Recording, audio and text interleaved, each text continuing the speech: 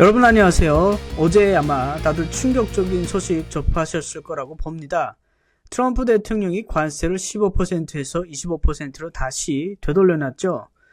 그런데 오늘 또 한국 정부와 협상할 가능성에 대해서 살짝 비추면서 한 발자국 물러섰습니다. 그런데 이 관세에 대해서 저희가 다시 접하면서 제일 화가 나는 거는 바로 이재명 정부의 이 기만적인 행동입니다. 마치 그 합의가 다 된 것처럼 그때 당시에 뭐라고 했어요? 합의문에 서명조차 필요 없을 만큼 잘된 협상이었다. 그러면서 국민들에게 관세가 문제 없는 것처럼 다 이야기를 했잖아요. 결국은 지금 일이 터져가지고 관세가 다시 25%가 된 거 아닙니까? 저는 근데 트럼프가 이미 시간을 많이 줬다고 봐요.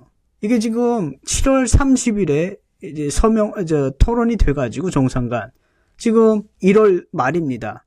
결국은 6개월간 트럼프로서는 많은 시간을 준 거죠. 그런데 이재명 뭐라고 했습니까? 약간 국무회에서 그 국세청에 관련된 이야기를 하면서 이 입법부가 입법 활동을 제대로 못하고 있다. 약간 비꼬면서 그러니까 자신의 입법에 대해서도 지금 현재 8개월 됐는데 20%밖에 안 됐다. 속도가 너무 느리다. 그러면서 우회적으로 입법부에다가 떠넘긴 상태였습니다. 그리고 특히 관세 협상과 관련돼서는 대미 투자 특별법이라고 하는 건데 이 법이 아직 통과가 안 됐기 때문에 관세 협상 합의문에 서명을 못하는 것처럼 이렇게 비춰졌는데 이것도 아주 기만적인 이야기를 하고 있는 거예요. 그러니까 그 당시 7월 30일에 정상 간의 합의가 이루어지고 9월 12일에 미국의 상무부 장관이 이런 이야기를 했습니다. 한국은 왜 합의서에 서명을 안 하는가? 일본하고 EU는 이미 다 합의문에 서명을 했는데, 그러니까 만약에 한국이 합의문에 서명 안 할 거면은 그냥 관세를 25% 받으면 된다. 이렇게 하면서 한국을 압박을 했었거든요. 그러니까 이재명 정부에서 그 당시 대통령실도 갔고, 그 당시 아마 100일 무슨 기자회견가 있었던 것 같아요. 그러니까 이재명 본인은 그러니까 이익이 되지 않는 서명은 시간에 쫓겨서 할 수 없다. 또 대통령실에서도 그러니까 시간에 쫓겨서 기업이 손해보는 합의에 서명할 수는 없다. 이러면서 자신들이 지금 서명을 안 하고 미국과의 그 관세 협상을 마무리 안 한 것을 마치 이 기업을 위한 것처럼 이렇게 또 기만을 한 겁니다. 그런데 정말 그렇게 기업을 원했을까요? 그러니까 본인들 스스로 미국과 반미하는 이 정부가 미국과 우리는 협상을 이렇게 잘 해야 된다. 미국에 맞서서 협상을 한다. 이런 자신들만의 이런 투쟁을 하고 혼자만의 생각을 하고 있는 거예요. 정말 기업을 원했다면 지금 노란봉투법 때문에 기업들이 아우성치기 직전인데 3월부터 시행되는 노란봉투법부터 없애야 되는 거 아닌가요? 아니 기업의 선해를 위해서는 관세 협상에 서명하지 않을 거다 이러면서 정말 기업들이 원하고 기업을 또 죽이는 이 노란봉투법은 그렇게 패스를 하고 빨리 신속하게 하려고 합니다. 그러니까 지금 돌이켜보면은 그때 서명을 해서 관세를 15%로 맞춰놨으면은 기업들에게 혼란을 줄 필요도 없죠. 이런 불확실성을 심어줄 필요도 없는 겁니다. 기업들이 원하는 거는 그 당시에 15% 해가지고 빨리 본인들도 1년의 계획을 세우고 자신들의 기업의 운영 계획을 세워야 되는 거잖아요. 지금 반대로 또 25%로 다시 돌아간 겁니다. 그러면은 이게 언제 또 15%가 되고 협상이 끝날 줄 알고 기업들에게 불확실성이 더 심어지는 것이죠. 오히려 기업들의 손해를 추가시키는 겁니다. 이거는. 그러니까 이런 기만적인 행동들을 볼 때 저는 참 이재명 정부가 이 내로남불이나 이런 것에 대해서 본인들 너무 뻔뻔하다고 생각을 합니다. 또 이 관세 협상에 대해서 사실 트럼프 대통령이 관심을 못 가졌을 것 같아요. 지금 1월부터 아시겠지만 베네수엘라 마두로 사태를 비롯해서 또 그린란드까지 한동안은 트럼프 대통령이 이 관세에 신경 쓸 일이 없었겠죠. 그런데 이 더맨더머 형제 이재명과 김민석, 그러니까 김민석이 난데없이 미국에 날아가서 벤스 부통령을 만납니다.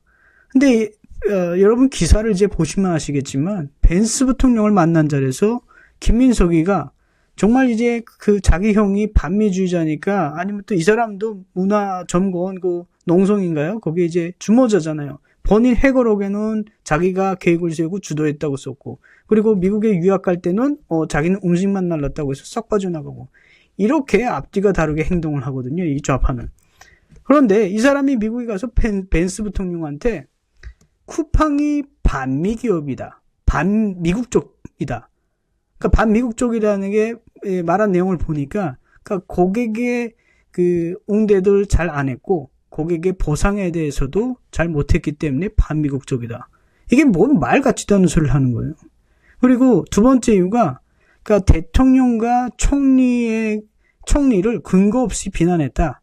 그러니까 쿠팡이 미국에 보낸 이제 보고서에 이재명 대통령과 김민석 총리가 중국 기업에게 혜택을 주기 위해서 쿠팡을 때린다, 이런 식으로 보고서를 썼다는 거예요. 그래서 쿠팡을 지금 조사를 하고 있고, 쿠팡에 대해서 본인들은 차별을 안 한다고 발뺌을 하는 겁니다. 그런데 이제 언론에서도 나온 거 보시기는 아시겠지만, 막 미국 가서 작심 발언했다. 뭐 언론은 지금 좌파 언론은 미국에서 김민석이가 그렇게 말한 것이 마치 자랑스러운 행동처럼 하는 거예요. 이게 기업들이 고통을 받게 되고 결국은 국민들이 고통을 받게 되고 세수가 적어져서 나라 재정이 파탄나는데, 이거를 무슨 마치 자신들이 반미투쟁하는 것처럼 생각하고, 그러니까 이런 식으로 나라를 운영하게 되면 거의 다 이제 나라를 말아먹는 거죠. 그러니까 그러면서 이 한미 동맹이, 그러니까 쿠팡 같은 기업의 로비에 흔들릴 것처럼 약한 정도가 아니다, 약한 지위가 아니다, 이런 식으로 이야기를 해요. 근데 이분이 한참 몰라도 모르는 게, 지금 쿠팡의 전직 또 현직 임원들이 트럼프 행정부 때 일하시던 분입니다. 알렉스 웡이라고, 또 저기 다들 아시죠? 이제 대북 협상에도 참여하셨던 분. 그분도 계시고, 그러니까 전 트럼프 행정부 또 연준에 있던 분들도 다 쿠팡 이사로 재직을 하고, 그리고 이 쿠팡 문제에 관련돼서요, 단순히 이 로비만 하는 게 아니고 미국의 정치권도 관심을 가지고 있는 겁니다. 자, 오늘 미국의 하원 법사위원장인 짐 조단 의원이 트윗을 날렸어요. 뭐라고 했냐면요, 제가 그거를 읽어드릴 텐데, 자, 미국 기업을, 잠시만요. 자, 쿠팡 같은 미국 기업을 부당하게 표적으로 삼으면 이런 일이 벌어진다 하면서 트윗을 날렸습니다. 이거는 대놓고, 그러니까 왜 미국 기업을 부당하게 대우하느냐, 이걸 지적한 것이죠. 그러니까 이것 외에 지난 12월에도 하원의원 데럴 아이사라든지 또 미국 전직 전 트럼프 행정부에 있던 분들이 뭐 오피니언도 쓰고 여러 이제 이 언론 기사도 내고 했습니다. 쿠팡의 대우가 부당하다. 그런데 이 김민석은 벤스 부통령한테 우린 쿠팡 부당하게 대우한 적 없다, 이렇게 이야기를 하니까 미국에서는 지금 눈 돌아갈 일이죠.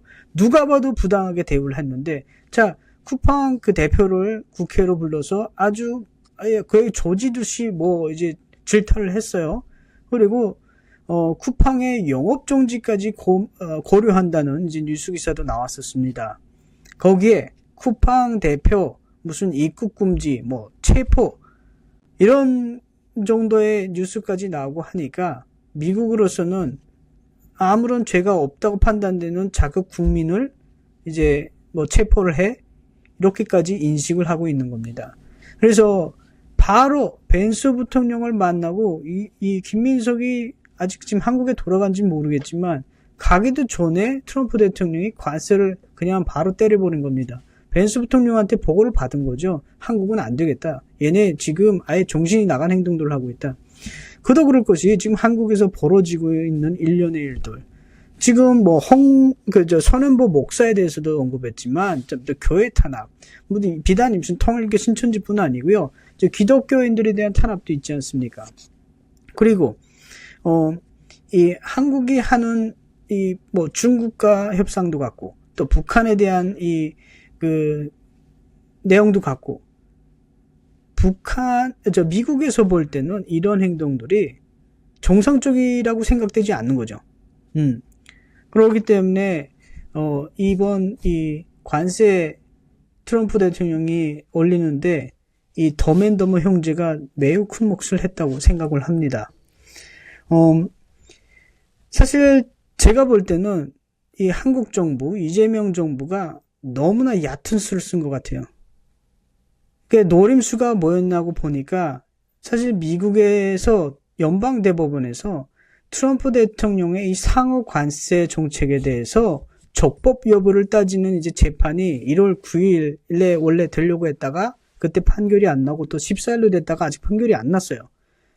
그런데 지금 이 판결을 기다리는지 모르겠지만 만약에 적법이 불가하다, 부적법하다고 되면은 트럼프가 관세를 못 올릴 것이라고 생각을 했는지 그거를 노리고 이렇게 시간을 질질 끌었는지 모르겠어요. 근데 이분들이 잘못 알고 있는 게 만약에 대법원이 관세 부과를 제한을 하더라도요.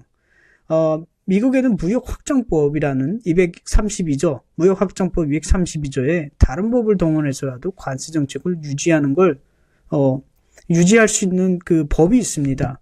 그래서 트럼프가 뭐 당장 연방 대법원에서 부적법 판결이 나도 관세, 상호 관세 유지가 다른 법을 통해서도 될 수가 있는 겁니다.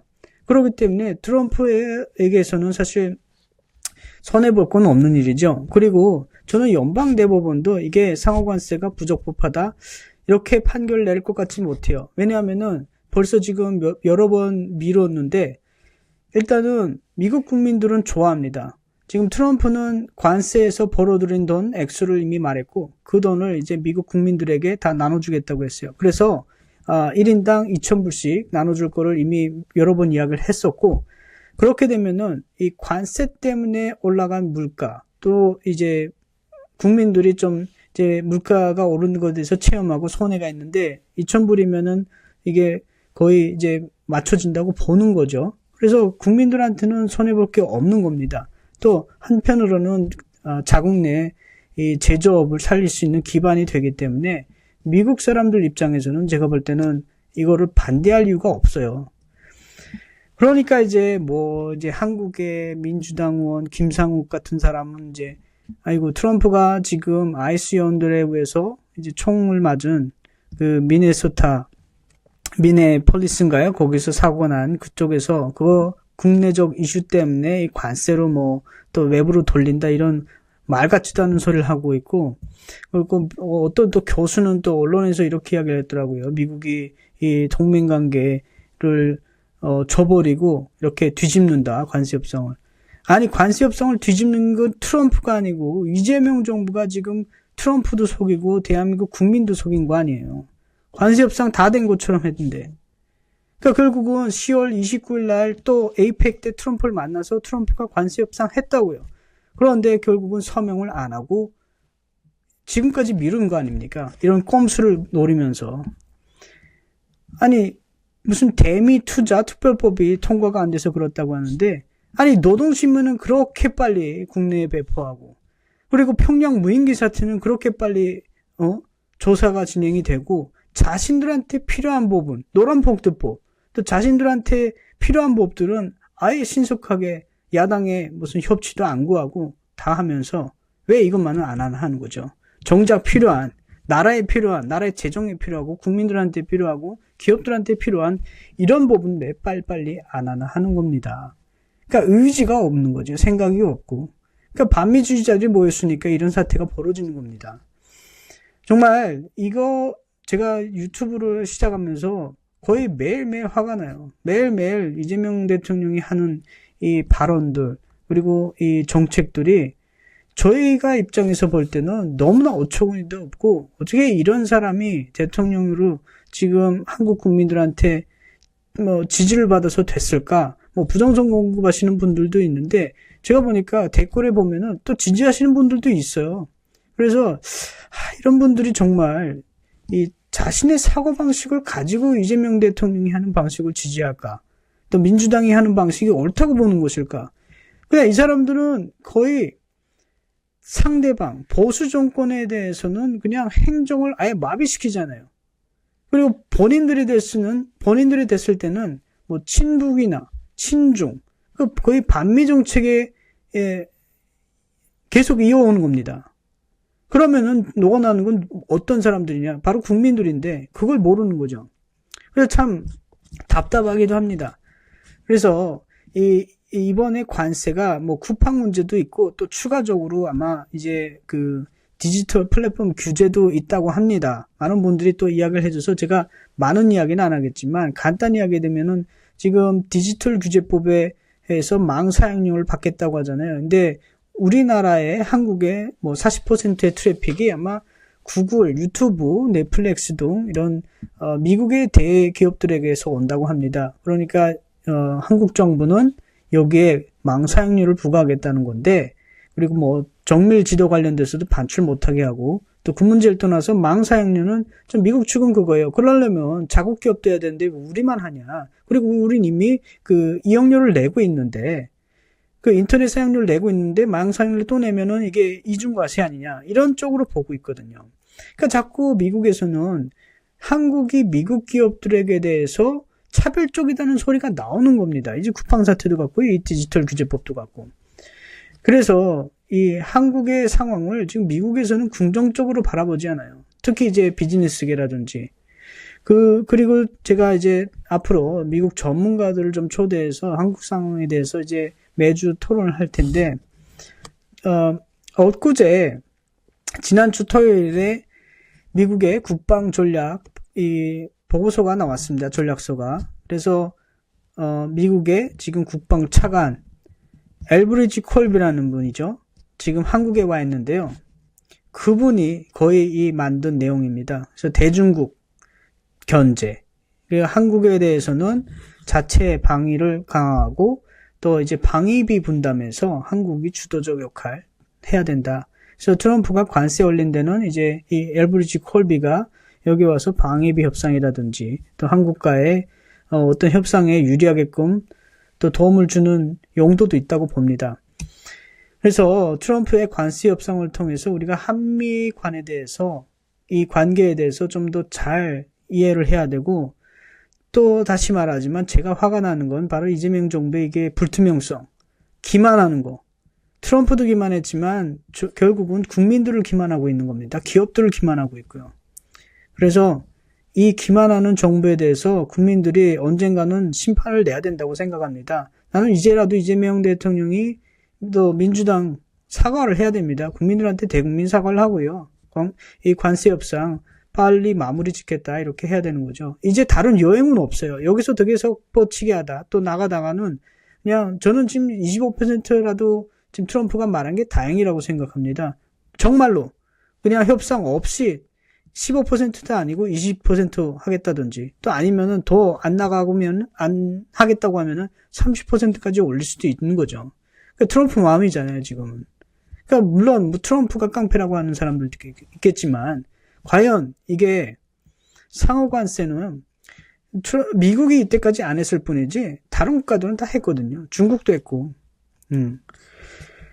예, 그래서 오늘 이 관세 정책에 대해서 또 살펴봤고 여러분 다음 에피소드를 좀 기대해 주시면 감사하겠습니다.